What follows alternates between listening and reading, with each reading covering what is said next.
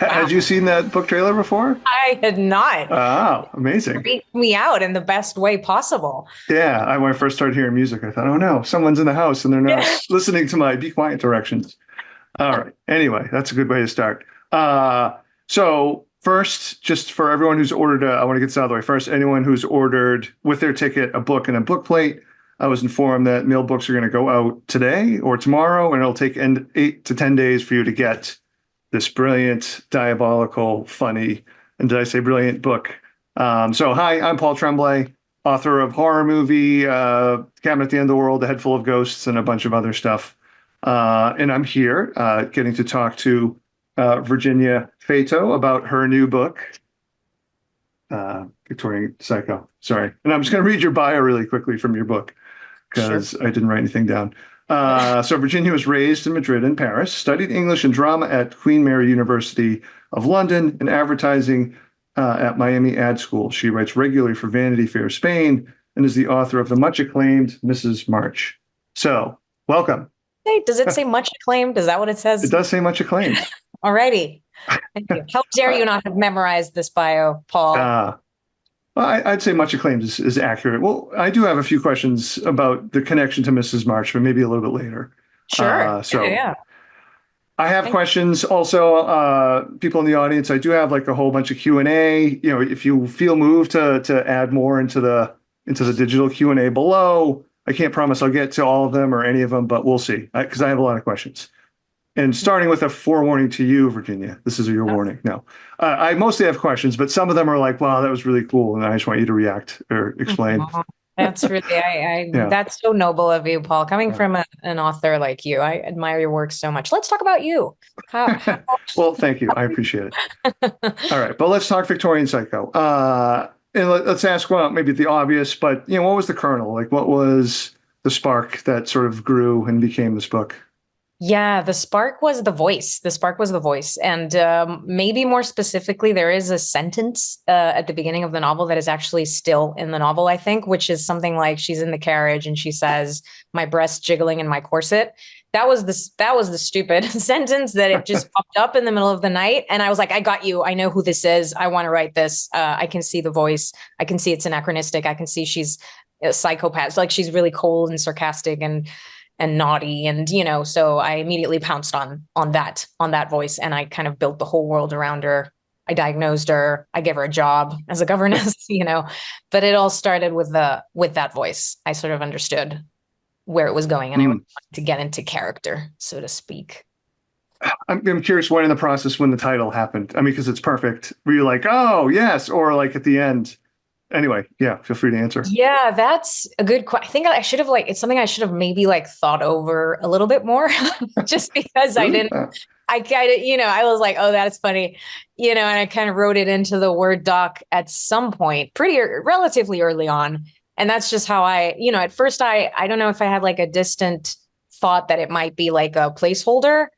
But then immediately it just became what the title was. And I was ready to like fight for it to the death. Not that anyone ever had any problems with it. It was just like me.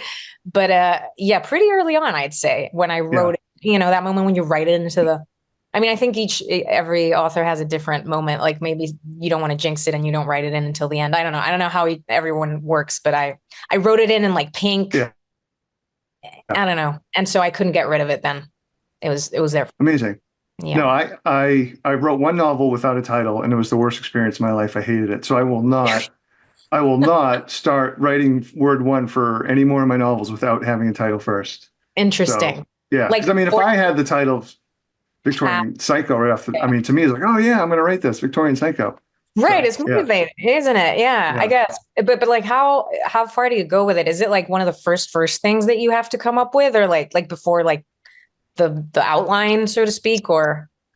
Yeah, I mean, I guess it might come up in sort of like the outlining or just brainstorming process. I mean, because, you know, every book's different, but, you know, I usually spend a few months like thinking about the book before trying to actually make it a thing. And so usually the title comes in there, which gets me into trouble.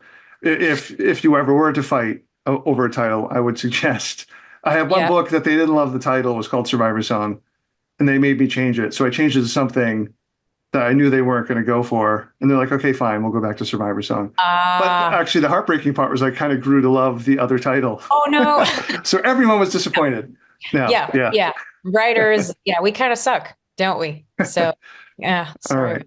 Now, all right, let's talk about Winifred Naughty, governess. You know, because I am very I don't want to be spoilerific at all, so I want you to leave it Okay. sort of broadly open to what you want to, tell us about Winnie without, spoiling some of the fun. Okay.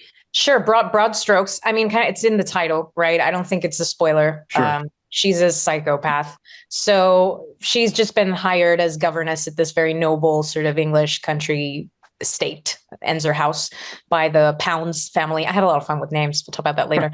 Mm. So she's going to be the governess to two kids. And she is kind of, I think from pretty early on, you can tell that she's a little deranged and just is carrying what she calls a darkness within. And I guess the question is whether she's going to be able to control the darkness or whether it's going to control her. And also there is this, without spoiling, but there is a specific reason she chose this house particularly. There's a reason she's there, which will be revealed to us in time. So Winifred, I think she's I think she's funny, and I think she's kind of charming. I find her charming. Oh, 100%. I Yes. really like her. But she's also incredibly impulsive, irrational, and visceral and deluded. So yeah, I'd say in a nutshell, that's Winifred. No, I mean, so charming and like you weirdly sort of root for her and then she just does some awful stuff. Yeah. So speaking of that, when you were writing this, did you ever think, oh no, Winnie, or no, I can't do that? And did your publisher push back on some of the violent things? I'm curious. Well, To any of those discussions. So I didn't really think that because I didn't want to be coy because it is Victorian Psycho and it's first person and we're in the psychopath's head. And I was wary of being a little cowardly and for it not to be realistic whatsoever. And so what's the point then of writing this novel from this point of view? So I kind of went all for it, but I will say there was a first draft that was awful. It was awful. And it was just like relentlessly violent, no like arc of any kind, no plot of any kind. It was like chronologically insane. And then like it went into different point of views randomly, but then it was first person for Winifred. It was not great. So, my agent read it and he was like, should we discuss? And I took it really hard. I was like, oh my God, I failed. This is the end of my career. Well, my mom read it and she cried and she on the phone, she was like, why are you destroying your career? It was going so well with Mrs. March. This is horrible. Like the reader is lost. Like we don't know what's going on. It's really painful to read. And I was like, but that's the point, right? Because she's a psychopath. And she was like, no, but it's just bad. Like it's not like good. So I worked on that really hard. I edited that first draft hard. And so I guess you could say this is almost my censored draft that I've censored. So it was worse. It was worse off. Some really tough stuff that happens. Probably the biggest thing happened in the first 10 pages. So it was like, oh, where we go from here? There was just no development whatsoever. Yeah. Interesting. Yeah. So, but then, everyone was really great. It was excellent to have all these conversations with the publisher. Like it was never like, let's not kill children, for example. It was just like, how do we kill the children? Like, are we being clear on how this is happening? Like, do you mean stab, is it perforating the child's neck? Which I love. They were incredibly supportive. Never underestimate crazy editors, I think. Yeah. They can go for it really, really hard. Yeah. That's amazing.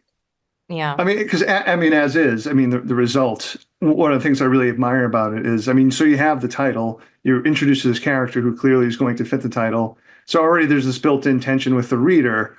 And so I think that gives you the opportunity to do some really fun scenes and character stuff where we're sort of waiting for like the starbursts of violence that happen, and they still manage to be shocking and surprising. So I don't know how you did it, but it is really wonderful. Thank Yeah. you. So wow, that's really interesting. The first draft and different point of views.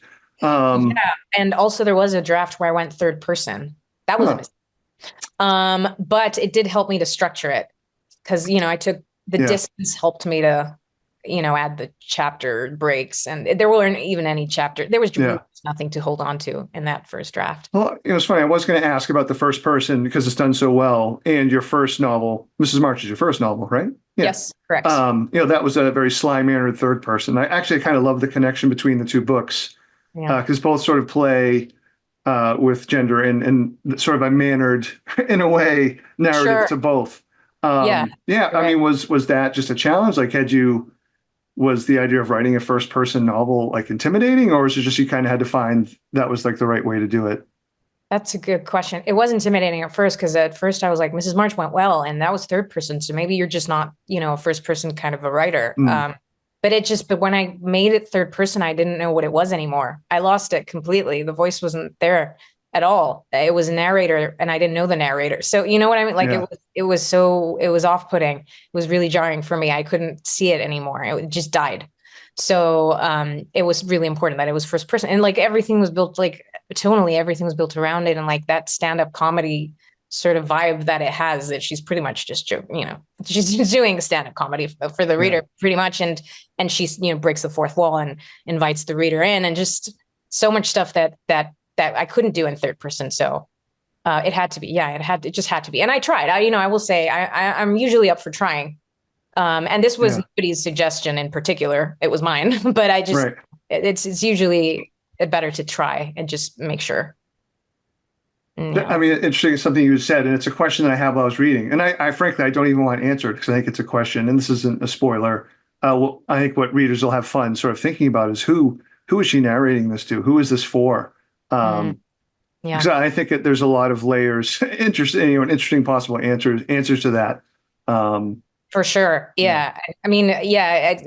And I guess I don't even have the answer necessarily. I will Yeah. say she's manipulating the reader, essentially, whoever that is, or her, she's Yeah. telling herself, maybe. Yeah. I don't know what she's doing. She's insane. But yes, Yeah. she's enticing the reader, I think, to charm them in a way and manipulate them into firstly believing everything she says, because this is all from her point of Right. view. There is one point in the novel where she says she's lied to us, essentially, and then to have the reader justify her actions. Yeah. And Sorry, I didn't mean to interrupt. Did you have no, to no, answer that that? Yeah. no, please, otherwise I'll just go on forever. Like, yeah, I have to fill the silences. I'm very Yeah. Oh no, I'm a world-class rambler. One more question, somewhat related to Mrs. March. Yeah. Since we sort of wormed our way there, I was curious. So you talked about the first draft, and it wasn't what you wanted it to be, and it took a lot of work. Was some of that maybe just the added pressure of having to write the second novel? Like, as everyone, I think who's ever written a few novels, that second one, in a lot of ways, is harder than the first. And I had the joy of getting to go through that twice. Oh, gosh. But yeah, so like, I mean, I can only imagine with like the success of Mrs. March. I mean, it was, getting wonderful Yes. reviews like in the Guardian, everywhere else, and it's a wonderful book. Were you thinking, oh man, like what your mother was saying, I'm ruining my career with this book. Oh no. Yes. Yeah. The pressure, the second book pressure is real.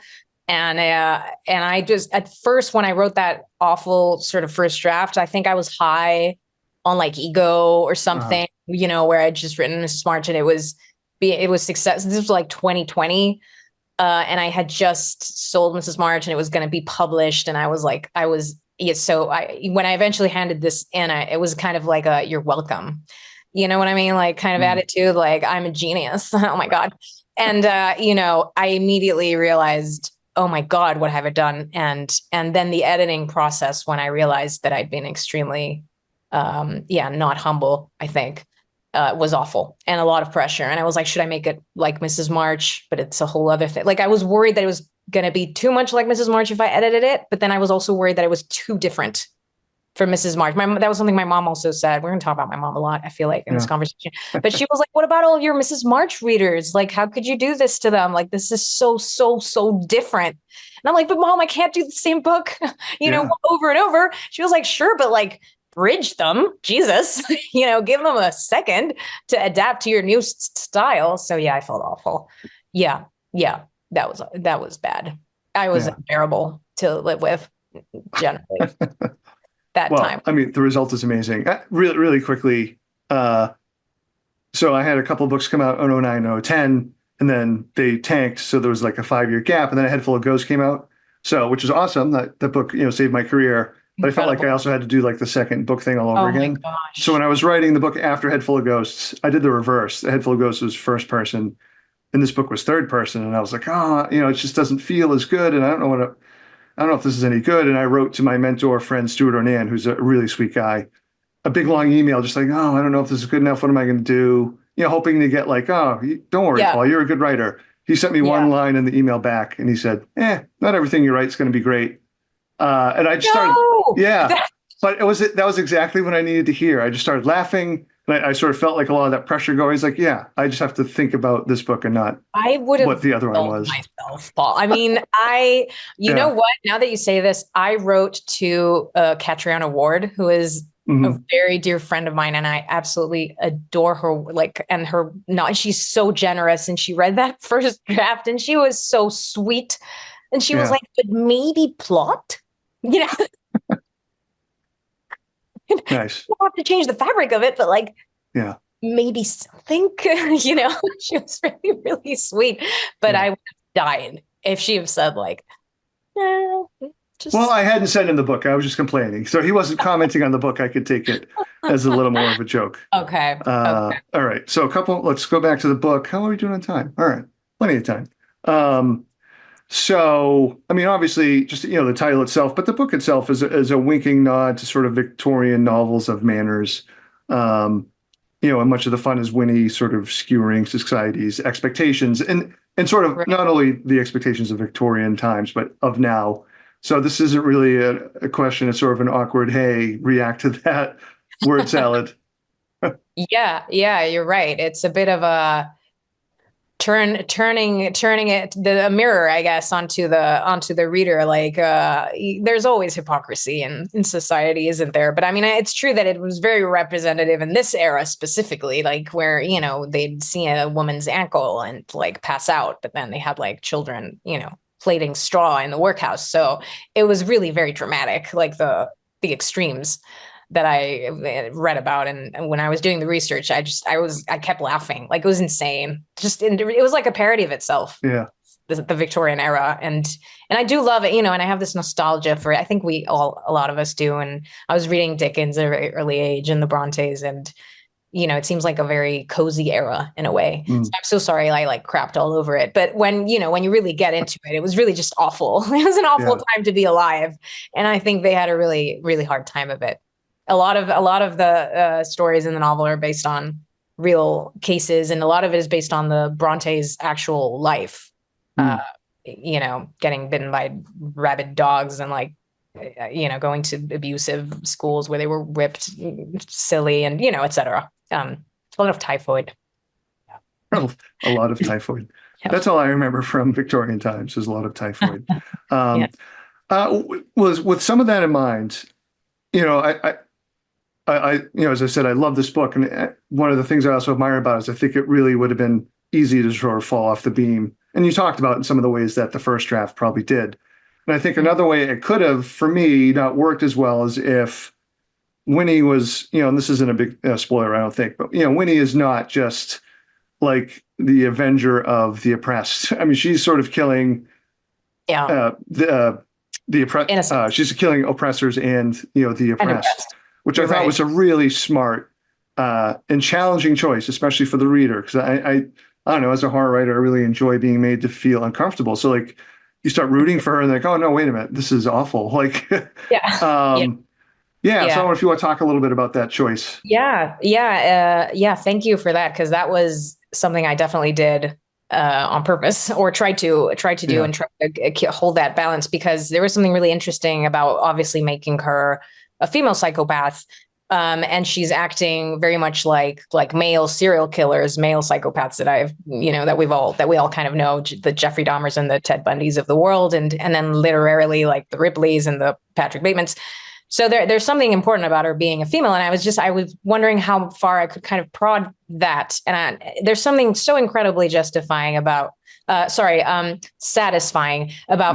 rage, right? And about standing up to the patriarchy and a lot of things that we're like so ready to cheer on. But I thought it would be so much fun if eventually you'd be like, like, so when, like, how far can we like applaud Winifred for taking on the patriarchy and female revenge, which is swell. But like, when is it no longer that? She's still like kind of manipulating us about this? Like, 'cause she is, as you said, she's also going for vulnerable, innocent people, children and innocent women. And so there's definitely, I did want the reader to just question, am I laughing along with her? Like, should I be? Right. But and yet it's so satisfying sometimes when they deserve it. But do they all deserve it? Should we justify her? Should she really just be in prison? That's the question. I don't really have answers, but it's up to each reader and how much they empathize with her, I guess, and how much want to forgive her. I did kind of miss like a good villain. I don't know. I wouldn't personally say she's an anti-hero. I would say she's a villain, like straight up. Yeah. And I kind of miss those, like when Maleficent was evil and like Cruella was evil, the Weird Witch of the West was, And I think it makes it a weird way, maybe not weird. It made her feel more realistic. Like this could happen to me. Because even if someone with the best intentions were murdering, despite, that's got to do something. That's got to sort of leave, if not leave a mark, represent some mark that's already there, which is another thing I really enjoyed and thought was very smart about your book, is you do give, again, I want to go into spoilers, some of Winnie's history, and she does not have a good time, at the risk of sounding a little bit too flippant.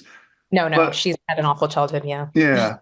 But at the same time, like, I never felt like it was like, oh, this is who she is, what she is. There's just more, this is who she is, if that makes sense. Yeah. Definitely. And I mean, and it is true again, and it is realistic that no psychopathic serial killers have had happy childhoods, like no matter how privileged. It's just not on the books. But again, and in that era for a woman, it was really awful. So she has had an awful childhood. And well, I'm just constantly asking about nature versus nurture, essentially. Like, was she born evil, or did she learn it on the way? So her childhood is also kind of a way. There are hints throughout her childhood that she's been performing violence for, ever since she was very young. And it does seem awful to have, your mother say to you, since you were born, essentially, that you are evil and she despises you. But also there might be a question of, is her mom noticing something in her?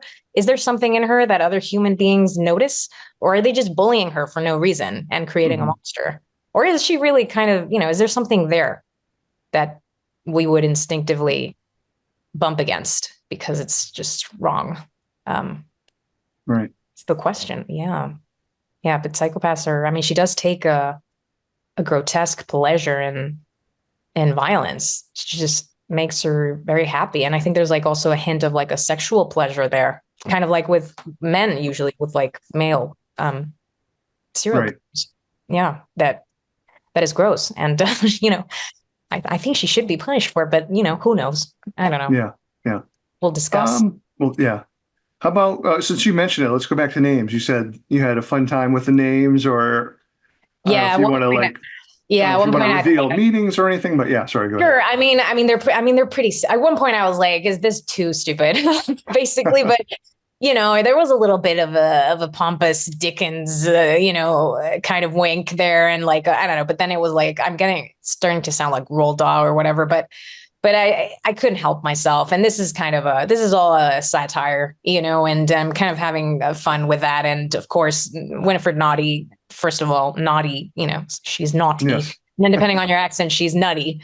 So, and then there's the Pounds family, and then there's the Fancies, and then there's a housekeeper named Mrs. Abel. And then there's a young woman, Miss Lamb, which does not well for her. and etc. And then like the names of the places, I had so much fun just because I love all of these dramatic, like woe on the wold, and like Yeah. the show, or like the Cotswolds, and I love all those fun sounding sort of names. So I kind of had fun with that. There's a village called Hope for None.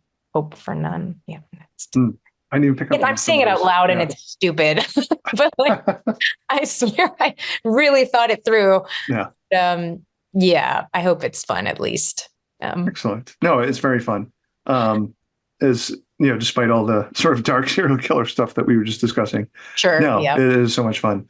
All right. I am going to hit you with my brief lightning round before we go to the Q. We'll do a mix of Q&A and maybe if I have another question or two. Sure. So, yeah, the lightning round. I mean, I'll leave it up to you if you feel like the need to elaborate, but it is being called the lightning round. But anyway, Okay. First, there's 5. 1, favorite Victorian novel. Jane Eyre. Jane Eyre. Yeah, that's my wife's favorite too. I mean, that's it. Yeah. What's yours? Out of curiosity. I have to admit, I haven't really read a ton of Victorian novels. I was a math major in high school. No, listen. I have read Jane Eyre, which I did enjoy. So I guess maybe by default, that might be my favorite. Yeah. I love Jane Eyre. Can't help but reread it every once in a while. Yeah. Yeah. All right. What's your favorite Vanity Fair piece? Because I did go online. It's like, holy cow, there's tons. Oh, like that I've written? Yeah. Oh, like a one that just comes to mind. Yeah. Yeah, I wrote an art because I write columns complaining about everything in my life. Just therapeutic for me. Yeah. Selfishly, but I did write one piece that I loved, and I loved working on it, which was a piece on an article on horror. And I got to interview incredible horror author. I didn't know you yet, by the way. Otherwise, you would have, I would have stalked to death to feature you. But like Carmen Maria Machado, and then also great Spanish horror filmmakers like Amenábar, the director of the others, and quite a few other. Paco Plaza, who just did The Grandmother, and James Wan. So and then I also interviewed Shirley Jackson's biographer Ruth Franklin, and I just had. It was incredible. I kind of harassed the director of Vanity Fair Spain so that he would just let me write it, just because I wanted to meet all these people, and this was my excuse. So, yeah, amazing. Well, the next question deals with a piece that I read. So, but I'm just going to ask, why Nutella? Because it brings me joy, Paul. Yeah. Nutella, I spoon feed myself Nutella every day. I'm not kidding. And I did just a few hours ago. And that's why I'm like, if you see me really manic, it's the Nutella. It's not like cocaine or anything. It's just Nutella. Ever since I was 9, I started doing it at night. When I lived in Paris, I'd sneak into the kitchen and I'd just spoon feed myself right before I went to bed. It didn't affect me then. The sugar really affects me now. So I've had to move the time that I can allow myself to have it. It's just, it's just so good. I can't explain That's it. decades of Nutella. I'm a math teacher, so I can add. Something is going to happen to my body. I don't know what it is. Probably not good, but I'll let you know, because it's an experiment. Like, what happens if you, eat Nutella for, I don't do math. So for however many years. I'm going to save that question for later. Oh, well, the 5th one is about food. I should probably admit then that I don't like Nutella, but that's fine. The next question is more related to the writing. You have a choice. You can't say both, or maybe it's easy. I don't know. You can only choose one version of American Psycho, the book or the film.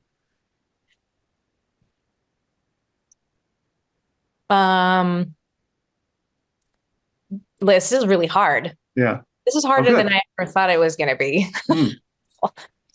Because I love them so dearly, and I think of the book, because, and I love the movie to death, and I've watched the movie way more times than I've read the book, but partly because it's hard to read the book, and that's something that I love about it. And I've felt nauseous reading the book, and I've had to go I had to leave it the first time and take deep breaths and go back to it. And that I find the power of that prose incredible and admirable, and the relentless descriptive a language, and just the enumerating all of the like brands and the clothes and it satisfies my OCD to very high levels. Yeah, it's a book you can only read once. And I must say, I mean, I did enjoy and do enjoy that book. I like your ending. Not that your book is the same as his. I mean, they are somewhat in conversation, inevitably because of the title, but your ending is much stronger. I brought that on myself. Oh, really? Yeah. Oh, yes. The ending is one of my most favorite things about American Psycho. Really? Yeah. Yes. I don't hate it, but are you referring to like there was no ad in the Times? That is just the best thing that's ever happened to me. Yeah. Oh, really? I love it. Well, maybe I'll have to reread the ending. Maybe I don't know if I can reread the whole book. Yeah. I was in awe of Brad Easton. I was like, I didn't know you could do that. And it haunted me forever. Yeah. Anyway. I don't know. Okay. The last of the lightning round is just an excuse to say that I visited Madrid in 22. But when I was there in November of 2022, I'm a picky eater, but I was with a fellow traveler, dear friend, who's way more picky than I am. So I can't say that we that we did sort of the food scene justice in Madrid. So I want a recommendation for either a dish or a restaurant if I were to return to Madrid. Incredibly picky. You're like not picky, honestly, because I love food so much. I eat, the crappiest food, and I'm very joyful. But how expensive can we go here? Because as expensive as you want. Okay, because I mean, there is one chef, and I think he's like considered the best chef in the world, David Muñoz. And he has several restaurants in different price ranges. Okay. The first one, I think it's 3 Michelin stars, and it's called Diverso. And you will never have tasted anything like it. We're not talking about like traditional Spanish necessarily. He does like fusion with a whole bunch of stuff, Asian mostly.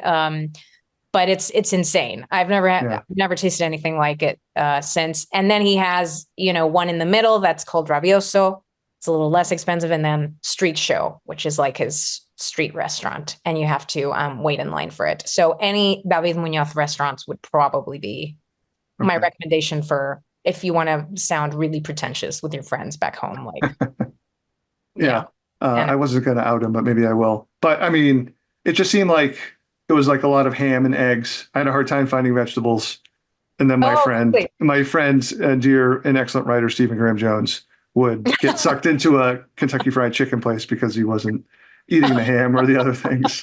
Oh, no, I'm sorry. I could say that. Yeah, we do love our fried eggs any time of day, because I think you guys just have them for like breakfast or whatever. I think that's just socially acceptable. Here it's like lunch.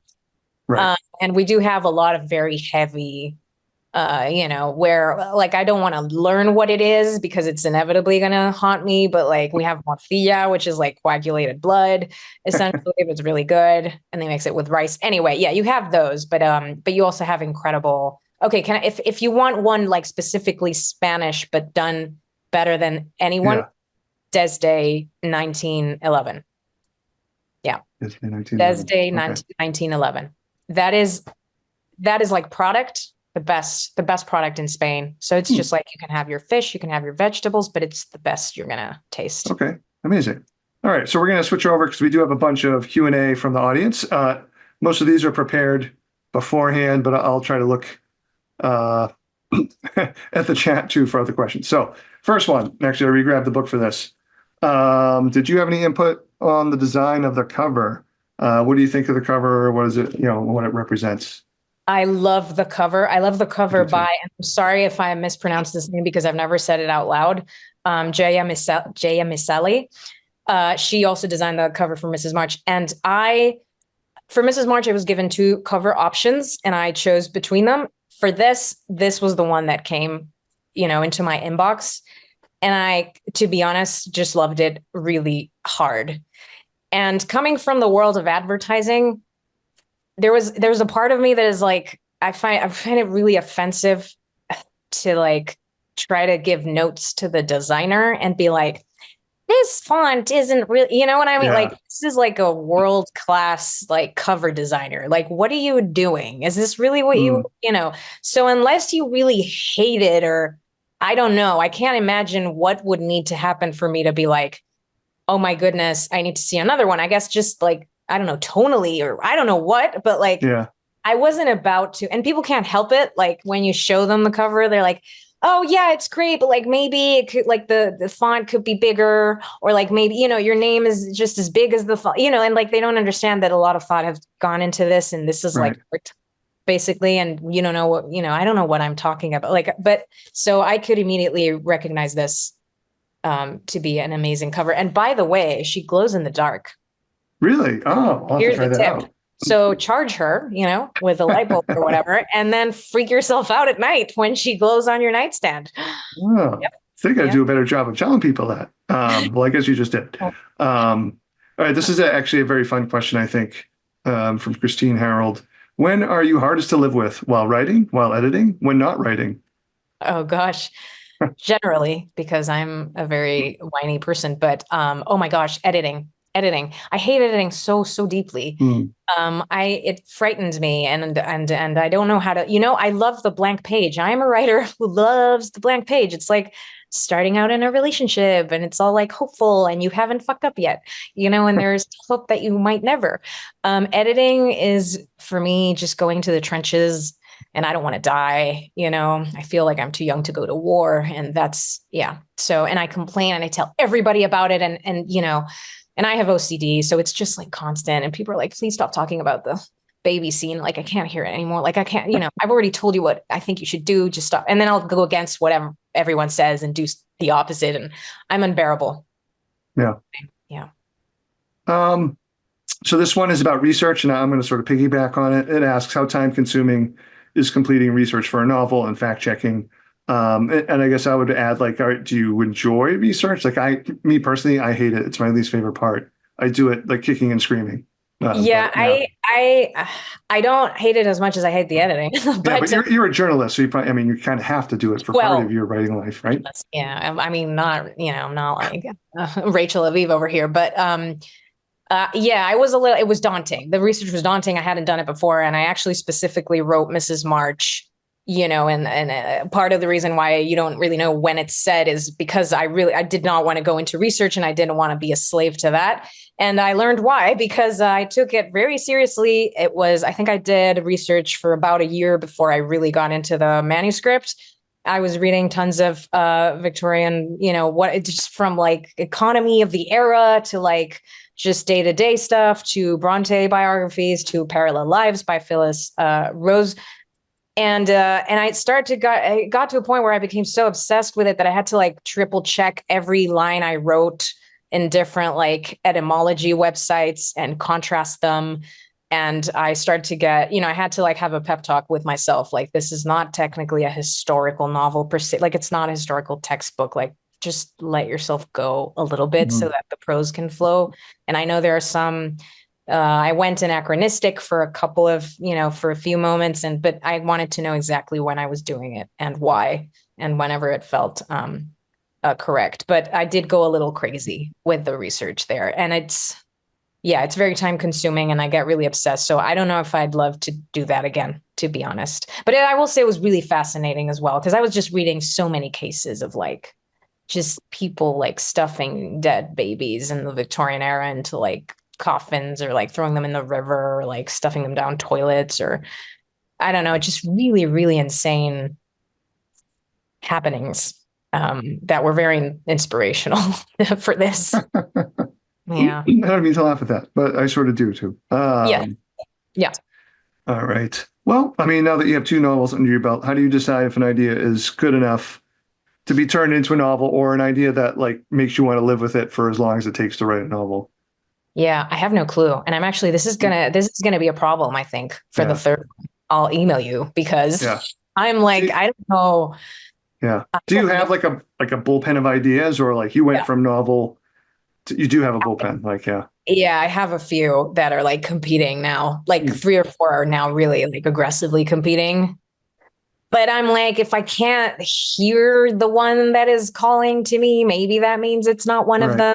Or maybe it's just like, sit down and work, you lazy bitch. You know what I mean? Like, I don't know. I don't know. I have a really hard time understanding what I'm supposed to do, if I'm supposed to listen to like instinct, or if I'm supposed to like thoughtfully make a reasonable decision. Like, I never know what to do, to be honest. So Yeah. I have no clue. If someone knows, please let me know, because I don't know which third book to go for. Huh. Yeah. Yeah. I usually like go from idea to idea. Like I wish I had, oh, I have these three things waiting for me. No, like at the end of every book, there's a panic because I don't know what Yeah. I'm going to do next. And I try to figure it out. Yeah. I'm in the panic stage. Definitely. I think I heard was it Lauren Groff who writes like 5 novels simultaneously on like different desks scattered across her home. I'm like, I'm definitely, that's not me. That's not me. So A very helpful viewer, reader is saying, tell us the novel ideas and we'll help choose. But yeah. nice try. No, really good. But I won't. Just All right. Let's see. We talked about some of this. No, sorry. I had some things circled and we've already picked through them. Let's go to the digital land here. There was a longer one that looked interesting. All right. What were the inspirations for the more mild, mischievous things when he gets up to in the novel? I really enjoyed that her psychopathy sort of envelops her every action.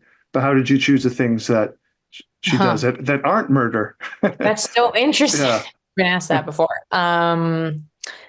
Thanks for the question. How did I choose? I think it had to feel really upsetting without being violent. I think that's what I decided. So I think the most socially awkward ones were creepier sometimes than the violence itself.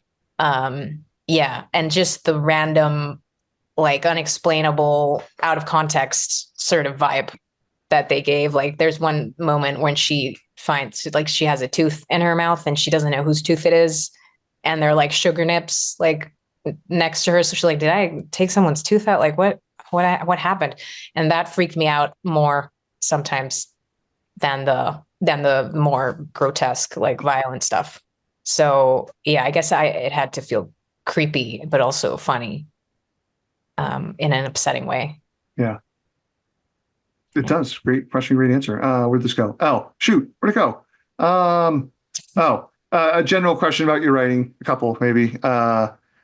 What is your interesting writing quirk besides working on a laptop made out of Nutella? What is my way? Do you have an interesting writing quirk? Or you think is a quirk that maybe is different than maybe other writers? Or do I have a writing quirk? You know what? I don't really outline. Yeah. Which is not great. I think I feel like I should. I feel really guilty about this. I feel, and all writers do. I think I'm starting to realize, and they should. I just can't. It doesn't work for me.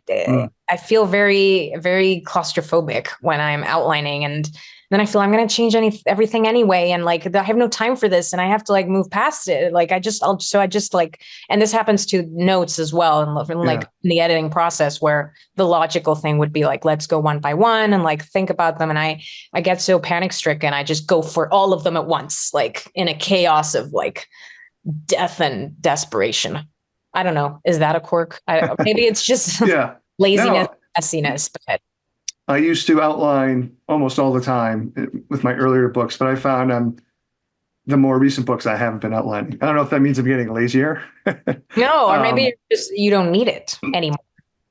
Yeah, I honestly I try to curate because I'm in this weird position where I have written a whole bunch. Like I want to have like the confidence. Oh, I did this before, but I also want it to feel different every time. Yeah, I never want to be like, oh, I'm punching the clock. Yeah, so I know. Sometimes I try to do things that are slightly different, just even if it's to fool my own stupid brain into thinking, oh yeah, this is for this book. Like everything is in the service of this book. And we do that. That makes total sense. I know exactly what you mean. Oh, and also, I guess this could be a quirk. Whenever I hand in a manuscript, like an important moment or draft, especially the first time, I smoke a cigarette. I don't smoke. Mm-hmm. So So that's weird. That is weird. Um, And- yeah. this question can sometimes really upset writers, but I'm going to ask it anyway. What do you do if you have writer's block? From Marsha Bullock. Yeah. Okay. There's a couple of things you can do.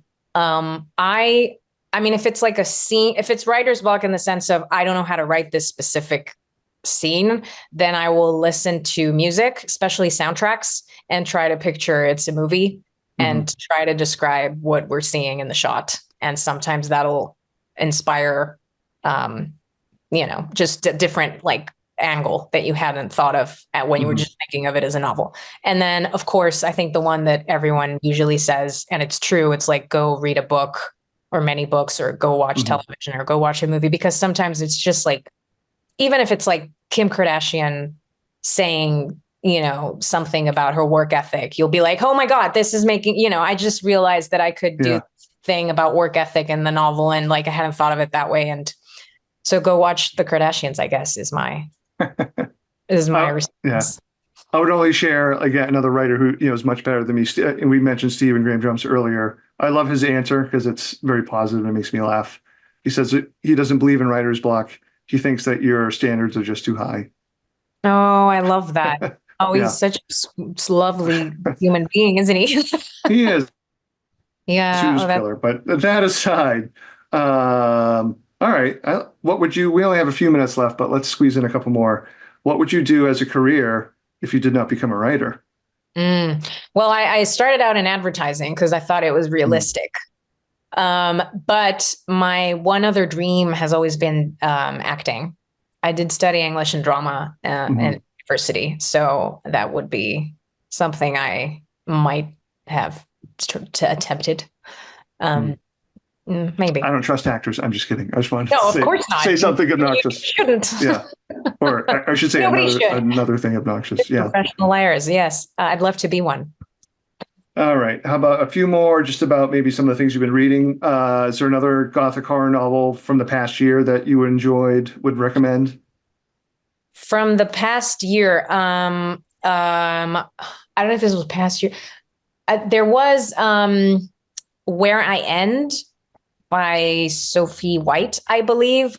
I really enjoyed, and it was very Gothic, and it was horror, and there was some body horror in there that I really, really admired.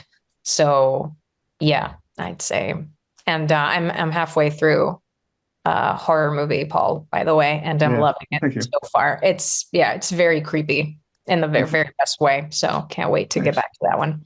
And it falls apart in the end. It just goes downhill. Just don't finish it. No. Let's see. We got another one here in the digital space. I would be frightened if this happened, but we'll see how you feel. Do you ever dream about your character, Winifred? And if so, are you her or are you observing her?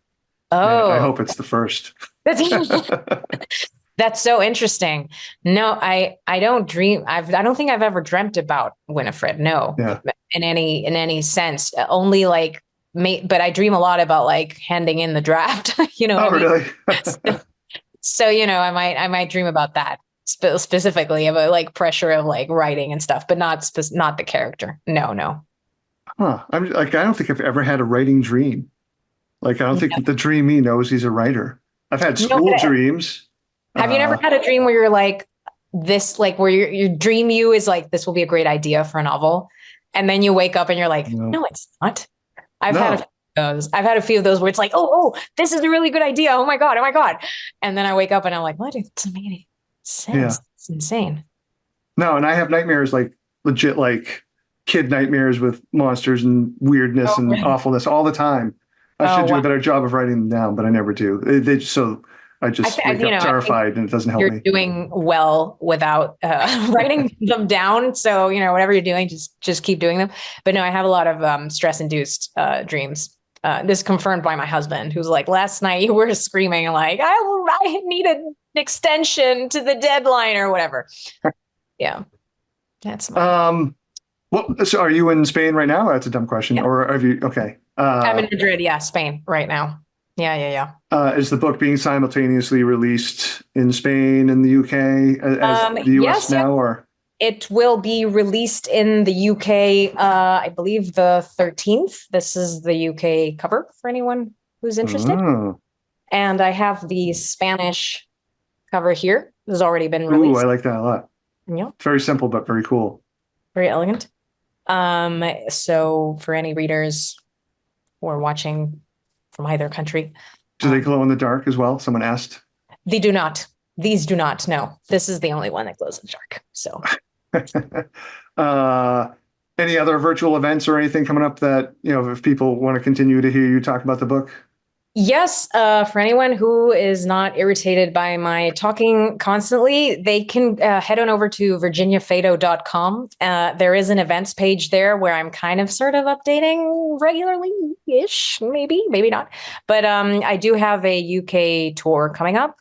And then I have some events, virtual events, I believe with Riverstone Books tomorrow and Gibson's bookstore on Oh, I love Gibson's. Tuesday. Oh my gosh, they're being incredible. And they really love the book and they're being so supportive. So head on over to virginiafeito.com and check out the events there. I don't have social media, so I'm making things really difficult for everyone. I'm sorry. Oh, so smart. Yeah. It's cowardly, I think. It's just me being. No, it's not. I just don't think I could take it. I would go insane. I'd become like an influencer. It wouldn't be well. I don't think it would. Yeah. Highlight the best parts of my egocentric. There's book 3, Winifred. She gets to travel through time. She's an influencer or a bad influence or a bad influence influencer. That's such a terrible pun. Nobody ever used that. Oh my God. Like how to kill, how to kill without getting stains on your Versace. Sorry, maybe last question. Sorry, because I'll leave this totally open-ended. How much you want to talk about? Because there was like an announcement about Hollywood interest. Yes. With the book, because Amber asked in the Q&A about anything happening with that. Yes, there is an adaptation on the way. I've been adapting the screenplay with incredible director Zach Wigon.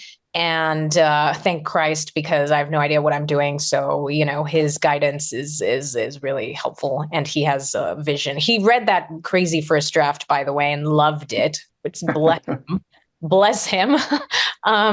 So we are trying to translate it into visual language, which is a whole other bunch of challenges that I'm very honestly excited about, because I'm loving learning about this and seeing how collaborative it is, to be honest, because I'm a little at sea here. So very different from writing a novel, but I love cinema so much as well. So I'm very excited about that. I hope